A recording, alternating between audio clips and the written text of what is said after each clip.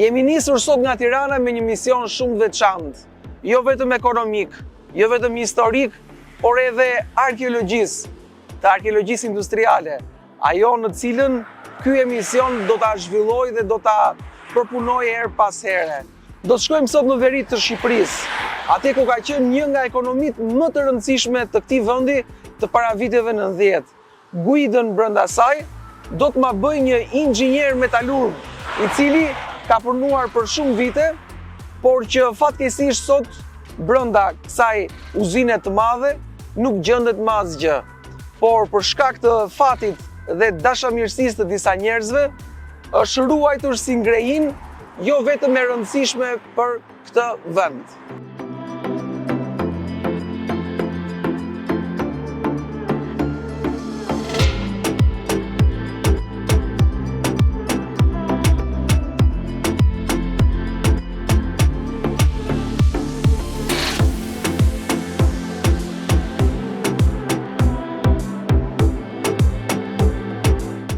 Kemi ardhur në Rubik, në Paraspor, quhet gjithë kjo zona këtu, për të parë uzinën më të veçantë në Shqipëri, e cila ka qenë një nga prodhimet më intensive të këtij vendi. Ka dhe një zotëri që shërben gjatë natës për të ruajtur uzinën, ato pjesë që kanë mbetur. E bukur është që simbolet nuk kanë ikur ende, dhe më vjen mirë që i kanë ruajtur disa simbole të rëndësishme. Si e zotëri? Mirë. Qa ke bë? Si e kalon? Si të kam? Është net. Mirë? Lodhesh. Punon këtu? Po, këtu, administrator. Shumë mirë. Kemi emërtimin. Shumë mirë. Si është gjendja, si janë objektet, në çfarë gjendje janë? Struktura e objekteve është e pa dëmtuar, Po. kurse makineritë brenda janë të dëmtuara. Si quhesh? Mark Doda. Mark Doda. Po. Jeni gjithë katolik këtu, në këtë zonë? Po, mund të ketë. Pa. Mund të ketë pak musliman. Po, kanë qenë gjithmonë tolerante, shquhen për. Mark, Edhe shquhet dhe Shqipëria. Mark, kur ka ndryshuar uzina ndër vite? Në 97-ën e tutja, apo 97-ën e këtej ka qenë ra gjendja e Ra gjendja. Në 99-ën është në pre fare? Po, totalisht me fjalë. Po makinerit kur... Makineritë e pat marrë një firmë koncesionare kosovare. Kosovare? Po, edhe u ka administruan, edhe shitje e boni, po nuk janë depozituar parat as në... As sa bukur.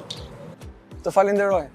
Do takoj atje brenda inxhinierit dhe metalurgun Nikol Gega, i cili ka ardhur për të na treguar dhe për të na udhërryer, për të na shfaqur që të gjithë interesin e tij të veçantë për kamerën dhe televizionin tonë.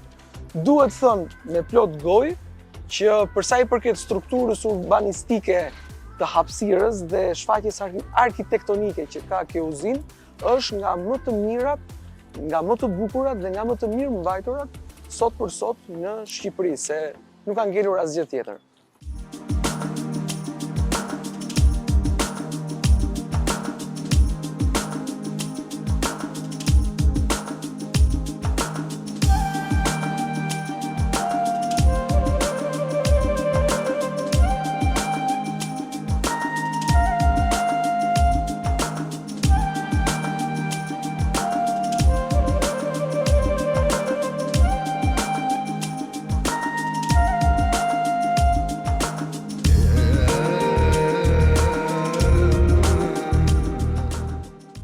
Me të gjithë të hapësirë të mrekullueshme që tashmë nuk i takon të shkuarës, po i takon edhe të tashmes, do të takoj Nikol Gegën, inxhinierin metalurg, i cili ka punuar këtu për sa vite, Nikol?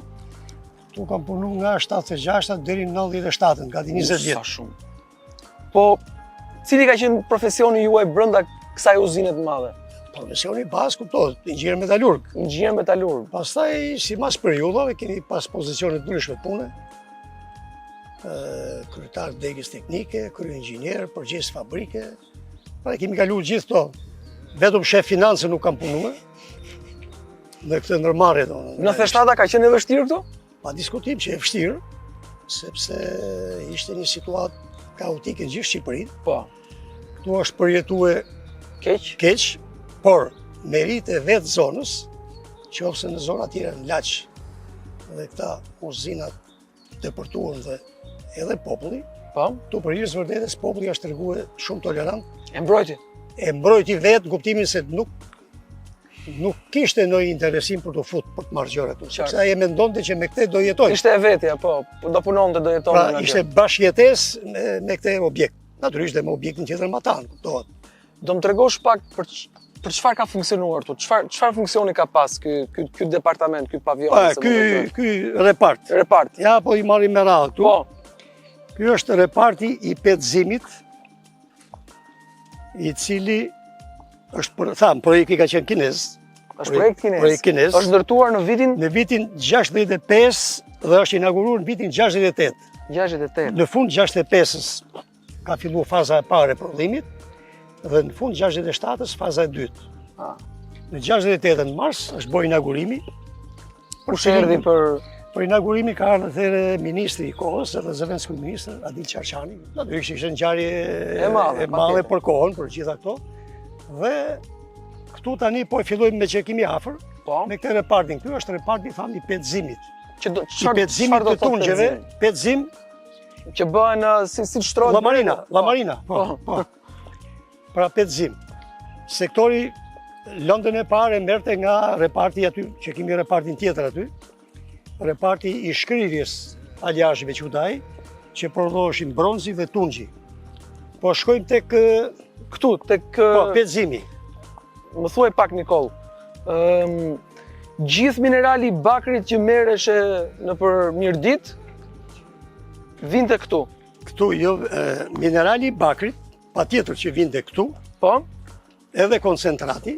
Po. Por atëherë në atë kohë kanë funksionuar dhe uzina tjera. Në Rubik u inaugurua uzina e përpunimit dhe e rafinerimit të bakrit. Në gëzimin e punëtorëve dhe fshatarëve të rrethit Mirditës, morën pjesë shokët Adil Çarçani, Xhafer Spaiu dhe të ftuar të tjerë. Mitingun e hapi Frok Gega, sekretari i parë i Komitetit Partisë për Mirditën.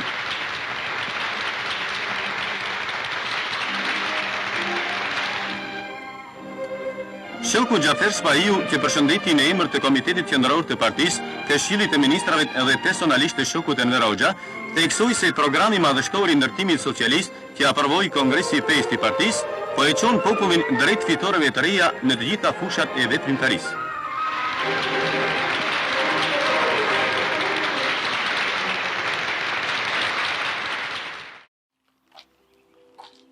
Wow! Nikol, këto janë makineri kineze? Si që shikoni, është, po të shikojsh filmimit e kohës, ku ka funksionuar, kjo ka qenë në repartit ma model. Ashtu, ha? Ma model, i pastër, pa probleme as mjedisore as gjove. Dhe këtu realizohesh petzimi i pllakave të tungjit. Pllakat e tungjit do shohim sektorin tjetër. Prej atë vinin këtu dhe realizohesh petzimi për të prodhuar shiritat e tungjit. Qartë. Shiritat e tungjit 70-80% shkonin për industrinë ushtarake. Predhat, artillerisë këto, në Poliçan. Në Poliçan. Qartë. Dhe këtu ka pas hapësira tjera. Çfarë bënin këto makinerit? Makinerit petzimi. Petzimi, ky është petzimi. Fillonte procesi këtu, makina e parë, makina e dytë, makina e tretë. E petzimi.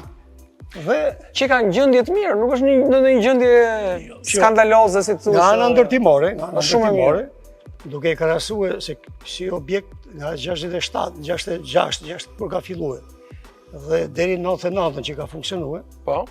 Dhe pastaj një periudhë deri në 2018 kur u sigurua një fond për restaurim, se po të kesh shikosh fotot e vitit 2010-2012 dukesh nga larg ndërtesat amortizuara. Ke edhe filmimet asaj kohe. Dhe ideja ishte që të restaurosh nga ana ndërtimore. Besoj se zhurmë e madhe gjithkohës, ha? Ja, makinat pezuese ishin me kufje. Ishte me kufje.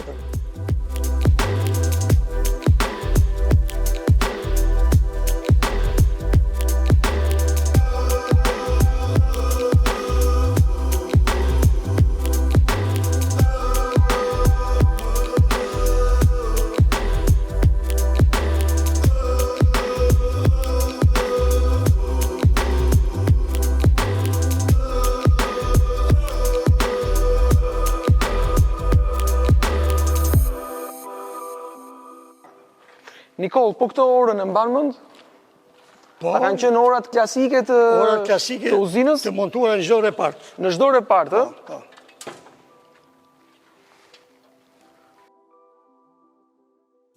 Ku do shkojmë tani?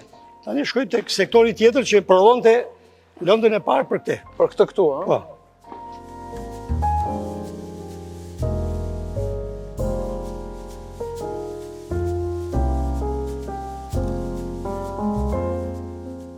Sa përqind ishin ngrënë gjithë uzinën, pothuajse? Rreth 30%. 30%, shumë. 30%. Kryesisht banorët e zonës.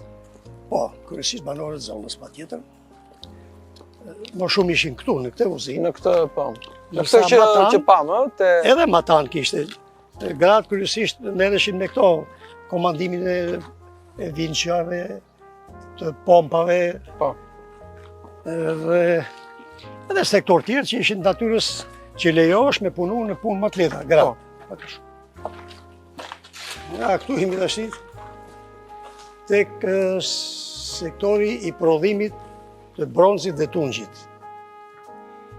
Këto ishin dy forrat, fora induktive, nga 300 kg secila, ka pas shumë pajisje këtu. Dhe këtu realizohesh edhe derdhja e bronzit blok dhe tungjit blok, që shkonte për fonderit.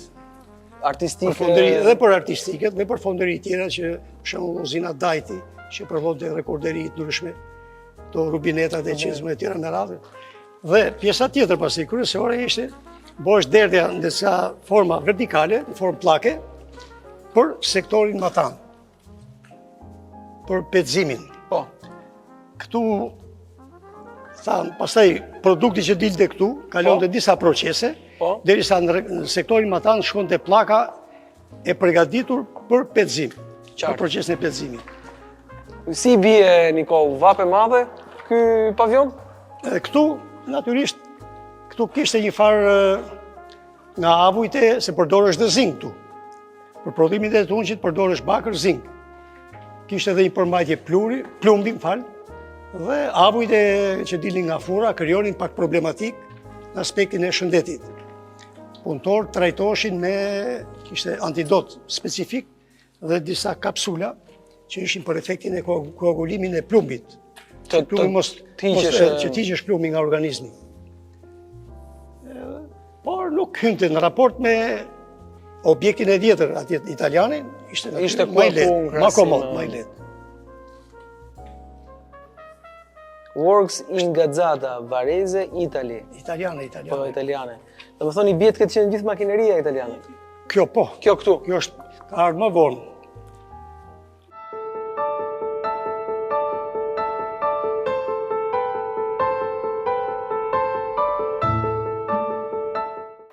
Ju mendoni që e ardhmja e gjithë kësaj hapësire është që të shërbej biznesit? Ne mendojmë që kjo hapësirë të ofrohet dhe të promovohet në kuadrin e këtyre mini parqeve industriale.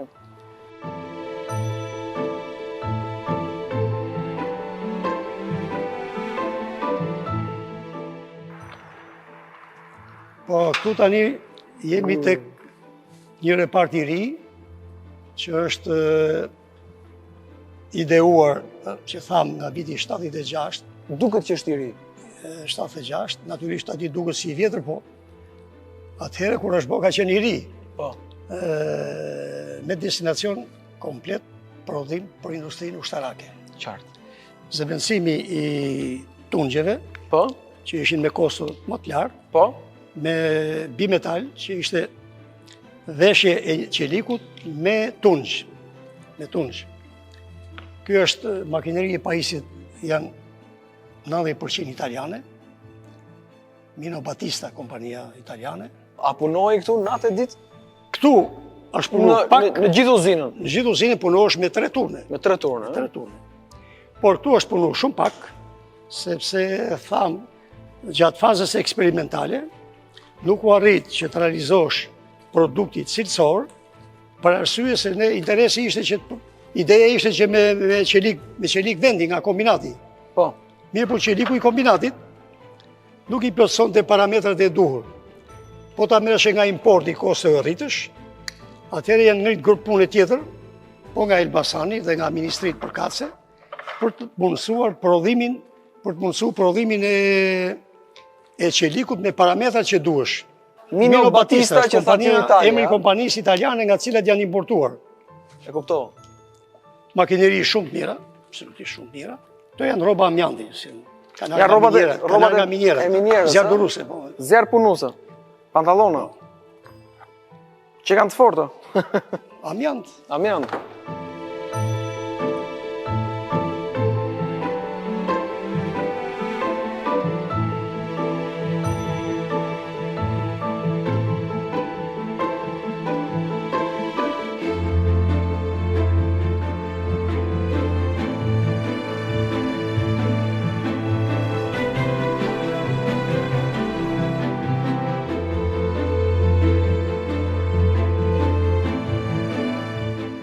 Sa punonjës ka pasur me parafërsi uzina, që nga fillimi deri në vitet 90? Nga kuptohet.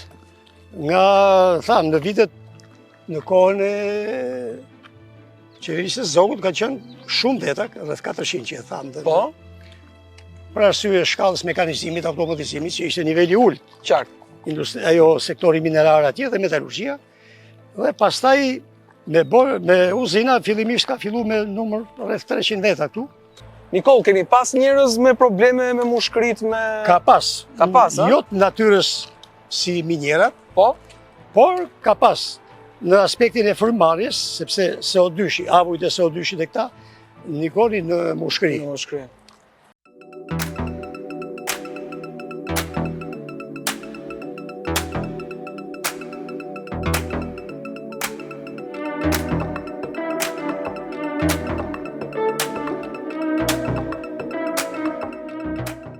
Këtu çfarë ndodhte brenda? Këtu, bakri blistër që prodhohesh nga objekti i vjetër që pamë që sot në pllaka që kapeshin. Po, pllaka. Jo me ato vesh, bakri blistër. Po.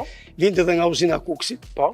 Më vonë vinte edhe nga uzina Laçit, që u bën Kuksit është ajo gjaku i madh. Po. Bakri blistër i nënshtrohesh procesit pastrimit. Faza e parë e pastrimit ishte rafinimi anodik, konsiderohesh. Këto janë furra. Furrat. Qartë. Furrat statike, edhe ky projekt kinez. Po. Edhe pasi bësh procesi, këtu produkti derdhësh në atë makinën karrocel, në atë rrotulluse, Po. të cilat format nuk ekzistojnë, që derdhësh bakri në ato pllakat, Po. me vesh, Po, i themi me ne, vesh, po. quheshin pllakat bakri anodik. Ai kishte atë formë për arsye sepse do kalon në procesin tjetër të elektrolizës. Qartë. Ndërkohë, po këtu, me që jemi këtu, pasi prodhosh bakri nga elektroliza, me cilësi shumë të mirë, 99.95, natyrisht standardi botror ka dhe me 99.99. Por ne deri aty e kishim projektin. Por t'i dhënë formën e duhur për uzinë e televe Shkodrës, sepse ai dilte, ishte me pllakat ishin me depozitim kimik, dhe struktura e tillë nuk bante për të përpunuar, pavarësisht se me cilësi shumë mirë. Do të detyrohesh të rishkrihesh edhe një herë në një nga furrat këtu, që quhesh prodhimi në furrat katodike, që qëse katod konsiderohesh dilte nga elektroliza dhe dilte në formë lingota me rreth 60 kg që ishte lëndë e parë për uzinën e televe Shkodër.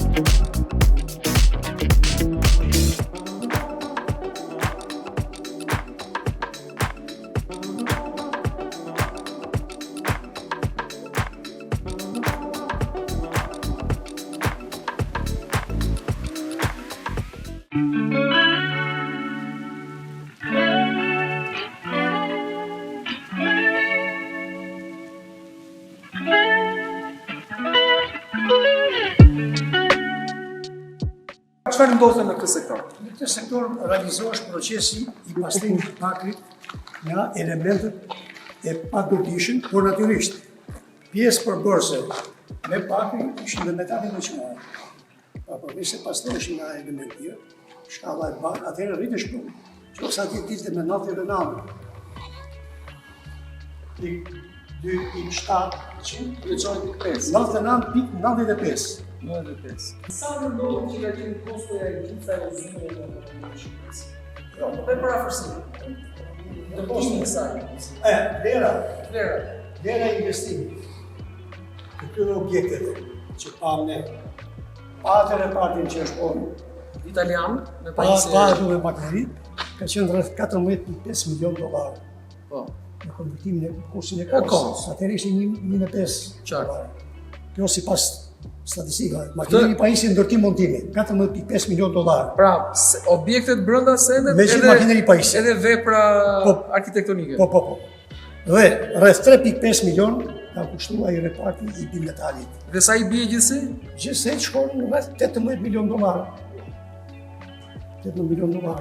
Përsa uzina televe shkollë, për shumë, në rastin e qenë se ishte pjesë finale. Po, Ajo objekti në Akines, i dorëzuar në Akines, ka qenë rreth 22 milion dollar. Është bërë një investim nga vitet 80-90 për prodhimin e kablove speciale dhe televe të hollë dhe shumë të hollë, e kërkesa shumë dhaja për tregu, investimi i cili ka qenë rreth 7 milion dollar. Pra uzina tele mund të ketë shkuar rreth 30 milion dollar investimi. Po ta krahasim për shumë me kombinatin metalurgjik. po, Thjesht për për krahasim, po. Sipas statistikave që japin kronikat e kohës tani, sepse unë nuk kam pa dosjet e kombinatit, vlera e investimit, kombinati metalurgjik, ka qenë rreth 320-350 milion dollar. Për kohë. Për kohë, po. Natyrisht ai ka qenë sipërfaqe shumë më e madhe. Po ta krahasosh me këtë që ishte rreth 5 hektar. Ky është një aneks Një aneks. Raport me uzinë e televe, uzina e televe 8.5 hektar, kjo 5 hektar, gati, nuk po themi 2 fish, po dhe vlera investimit më e lartë.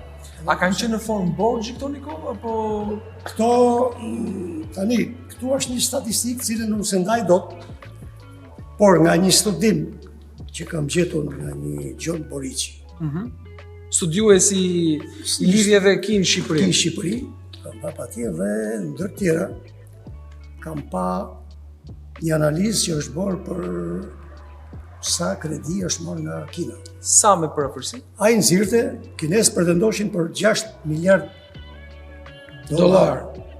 Me statistikat e atij dilte rreth 3.8 deri 4 miliard dollar. Që ka qenë e deklaruar Në letra në... Po, me konvertimin e kohës, me gjitha kjo është studimi i bërë nga këtë fakt. Unë e kam trajtuar edhe në librin. Kuptohet që janë dhënë ka qenë dhe tjera, pastaj si ushtarake të tjera, pasin për ekonominë, përsi, para shumë to nga qenë. Që është i dokumituar.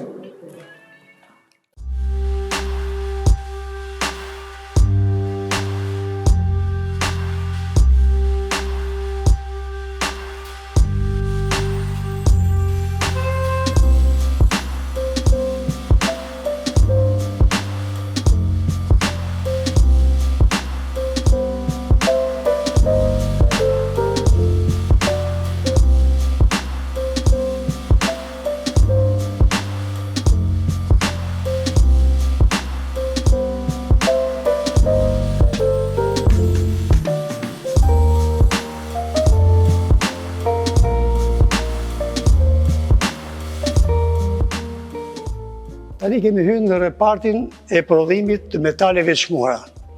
Si thamë, lënda e parë, mbetja që nga procesi elektrolizës, vinte këtu në këtë repart dhe kalonte në shkallën e përpunimit. Shkalla e parë e përpunimit ishte heqja e bakrit, sepse përmante dhe bakër. Shkalla e dytë kalonte në procesin për heqjen e selenit, me prodhoj seleni. Pastaj materiali që prodhosh pas heqjes selenit kalonte në një furrë që ta shohim ne do shikojmë aty. Në shandeje. Po. Dhe në atë furrën e shkrirjes realizohesh prodhimi dorometal quhesh ai. Dorometal, që nuk ishte metal jo i pastër, Po. por me rreth 90% ar. Po. 90% ar. Aty. Po. Nga aty pastaj derdhesh në lingo në kështu tamam si ato të elektrolizës. Po. Dhe kalonte në katin e dytë të repartit për procesin e rafinimit me elektrolizë. Ja, janë shenjat e... Sulfati bakrit. Po, sulfati bakrit që ishte... Nga veçimi i bakrit tu prodhosh edhe... Pra, kur veqosh bakrit, solucionet trajtosh edhe prodhosh dhe sulfati bakrit me destinacion në industrinë kimike për prodhimin e pesticidëve për bujqësinë. Pra këtu prodhosh edhe ari. Patjetër dhe ari. Edhe ari. Shkojmë andej. Duket ka pakira bakër, vjen erë bakër.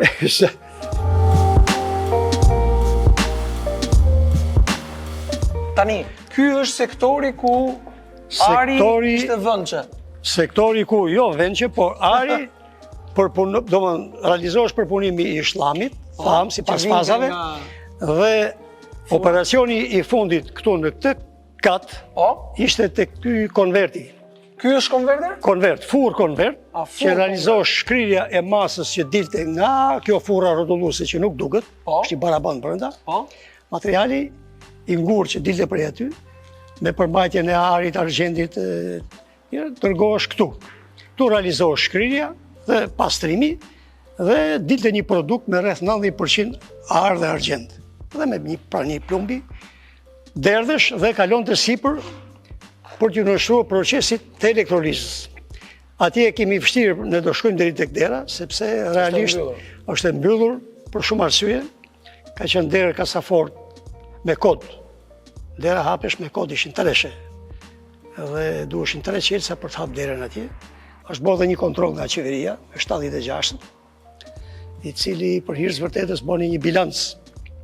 Bakri i prodhuar me produkte dhe metale veçmora që ishin realizuar. Ekzistonte, nuk përputhesh asia bakrit me arin që duhet prodhoi. Dhe atëherë po shoh një formë. Jetë formë lingote, ha? Po, formë lingote.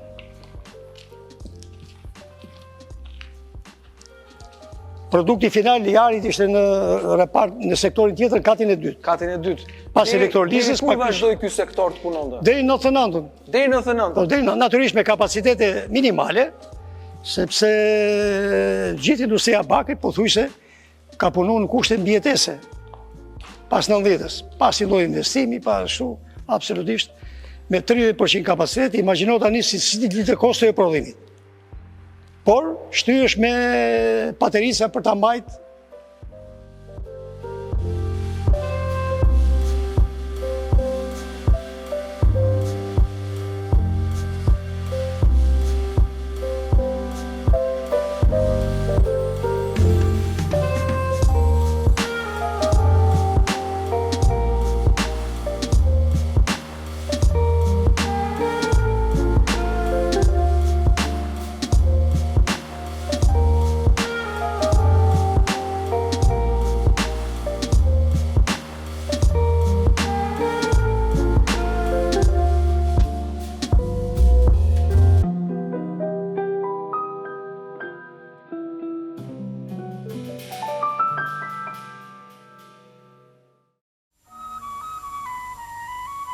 Në këto krahina, ku kudo që të edhe shkëmbër do të shkelësh mbi mineral, jeta për Malsorin ka qenë helb.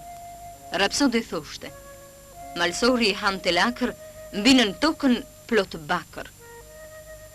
Nën toka jon e pasur me bakër, zgjoj lakmin e kapitalistëve të huaj.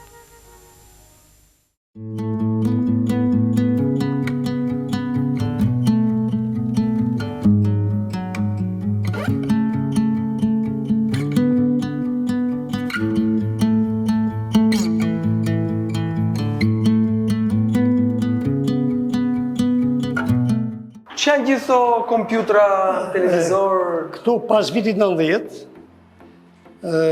për të maksimizuar shkallën e sigurisë dhe trujtjes të mallit, u gjetë si zgjidhje instalimi i kamerave të veshgimit. Po. Në qoftë se përpara 90-s nuk kishte të kësaj natyre, sepse atëherë nuk bëhesh fjalë për këtë lloj koncepti. Pas 90-s me ndryshimet e sistemit, kishte përhapje në masë dhe dëmtime gjithanë edhe produkti ky ishte mall pa diskutim me vlerë dhe këtu instalue, këto janë sistemi i kamerave të veshgimit. Kamerave të veshgimit dhe këtu ishin monitor që ishte operatori këtu që kontrollonte, shikonte, ishin me kaseta, sipas turneve dhe ato në fund Në fund, ja, kasetat këtu, regjistrosh, merresh me inventar, ruhesh dhe shikosh sipas rastit për të bërë verifikimet. Gjetëm dhe një libër. Instruksion duhet jetë ky. Jo, dikush lexonte. Mund të ketë lexuar një kështu pa. Mirë, më vjen mirë që ja ku që kanë instruksionet e kamerave, manuali si funksiononin kamerat. Ka pastaj edhe disa shënime të vjetra. Po, mund të ketë nga këta proces verbal. Dorëzim turni. Sot më 5:12:94, ora 21 në repartin e shlamit të tjetë. Shlameve për defektin e kontaktuar në derën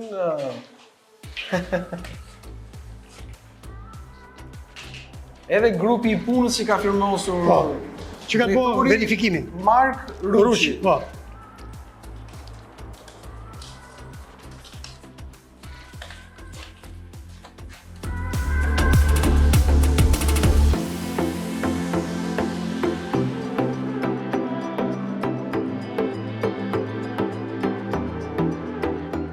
Kjo është dera e hyrjes në sektorin final të prodhimit metaleve çmura, arit dhe argjendit. Ishte realizohesh procesi elektrolizës, pastaj pas përpunimit më teshme, realizohesh shkrirja e produktit dhe derës në lingotat e arit. Kjo ishte derë kasafort me 3 qelsa, sepse ishte rregullorja e kohës dhe hapesh me kod. Hapesh me kod. Realisht qelsi, këto vite ka 10-15 vite, qelsi nuk është. Me siguri ka ikë në drejtim pa ditur të shi. Dhe edhe kur u bërë restaurimi, i tham atyre bëjni nga jashtë ato dritaret, kanë heqë sa zgara anej për të vu duraluminet, s'vjeshin dot, s'vjeshin dot.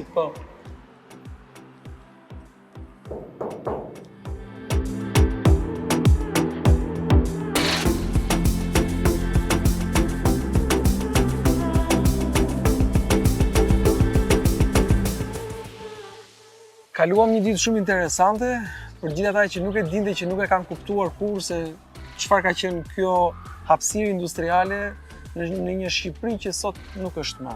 Në një Shqipëri të kohës tënde, në cilën keni dhënë gjithë mundin, sakrificën, shkollimin tuaj. Unë falenderoj shumë për udhëtimin brenda kësaj. Në mbyllje, nëse mund të them, në kujtim të brezave, mendoj që me qenë se tham ajo fabrika e vjetër u shkatërru plotësisht. Dhe fare mirë mund të lihesh si muze industrial, sepse Rubiku çfarë mund të prezantojë turistëve? Shumë mirë mund të ishte objekt industrial, sepse s'ka sot aktivitet asgjë, as tok buk asgjë. Dhe një muzeum. Industria bakrit e meriton një muzeum dhe më mirë do të ishte këtu në Rubik si pionerja e metalurgjisë shqiptare.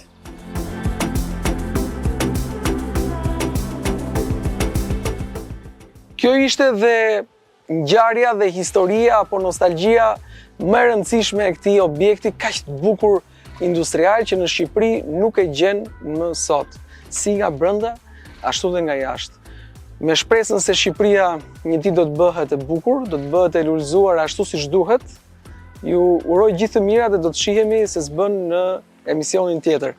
Mark, shumë faleminderit për hapjen e derës. Do të shihemi prapë. Gjithë mirat, faleminderit.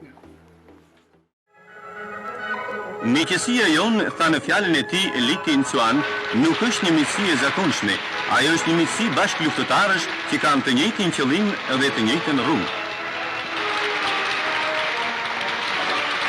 E gëzofshi shoh kuzinën e re që ngritën me dashuri duart e arta të punëtorëve tanë.